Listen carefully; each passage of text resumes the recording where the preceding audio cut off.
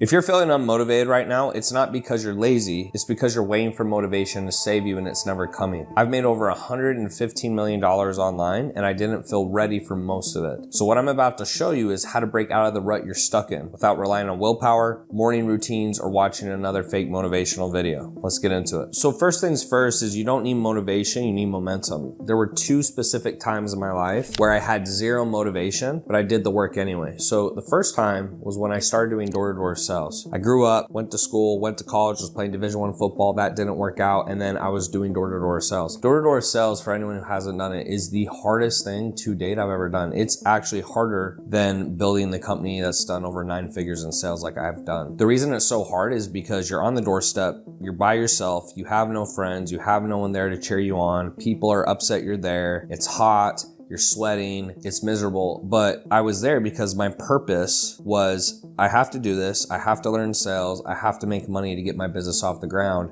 And so I did it. I didn't really have motivation on most days. I just figured, well, I'm already out here. They dropped me off. So what some guys would do is they would actually sit down and they would sit on the sidewalk for 8 hours while everyone else is working and then get picked up. I'm like, you might as well just not be out here. Or you could go ahead and do your best and maybe you get a sale or 2 sales or 3 sales. And usually the sales were $500 worth of commission. But I knew if I was gonna be out there that I had to do it. And after doing that for over 9 months, I'd become so good at sales that it was very easy to start my business, and I made $10,000 in my first week. And so the lesson, and I'll get into step number 2 or my second example, is you start by, you're not motivated, you take action anyway, you get results, you get more motivation, which helps you take more action, and then you get more results. So the motivation does not come until you get the results, but the results can't come before you take action. And a lot of people are hoping it will be different. Unfortunately, it's not. The second time in my life that happened is I started my business. I was at my parents' house. So after the door-to-door sales, I made $10,000 a week. I quit,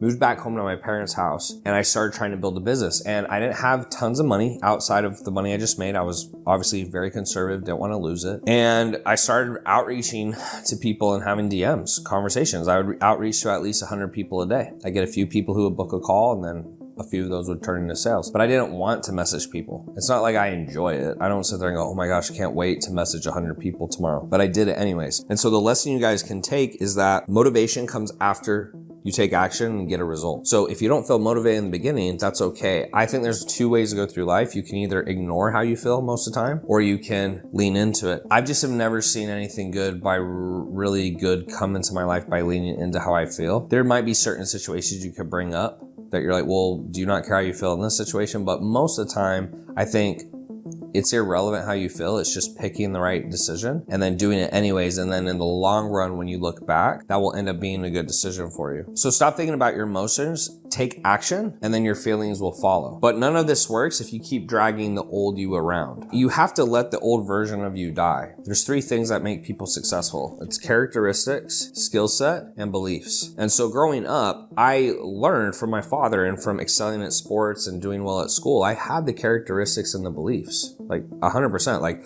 I was super determined. I worked hard. I was disciplined. Like I had those things. I thought I could do it. Being successful in sports gave me the mindset like I can do anything. But I didn't have the skill set to build a business. And so I had to work on that. And so I had to let the old version of me die, which is why I did door-to-door sales, which is why I quit my part-time jobs and moved home to my parents' house to work full-time on the business. It's the reason I did not finish my college degree and go and get an engineer, go work as an engineer and start down that path because I would never leave. You have to let the old version of you die. So when you decide who you want to be or where you want to get to, you have to figure out what type of characteristics, beliefs, and skill sets would that person have. And then you do everything you have to do to become that person, which means this old person that you are over here, you have to let it go. If you're not willing to do that, it's going to be very hard for you to progress. But once you commit to that new version of yourself, something uncomfortable shows up. And what I think you should do is you should get pissed at the version of yourself you are now. So for me, it started first when I was 12 years old. I got bullied by a bunch of kids. So I told myself, hey, I'm going to become jacked and ripped so these kids won't mess with me. So I started going to the gym. And in fact, that did happen. Then I wanted to have straight A's. I then became a good student. I studied a lot. I went to all the extra,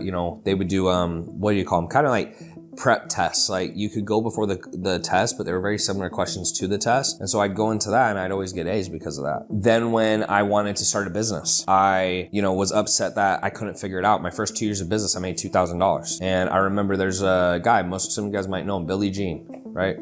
Great entrepreneur. But I remember seeing his ads and looking at him and saying, man, if this guy can figure it out, like I can figure it out. What is it this guy has that I don't? And so I use that anger and I use that dark energy to take action and get upset at myself to move the needle forward. And I think a lot of you, people will say that's not a good place to be. In the beginning, use whatever you got. And dark energy is a lot more powerful usually than they'll call it light energy. Light energy could be, your purpose, helping people, etc. To be honest, sometimes in the beginning, like you need to use the dark energy. So use that disappointment to fuel the fire to get to the next place. So in short, you want to be upset that you are not where you want to be and use that as fuel. And now that you're fired up, let's aim that at something clear.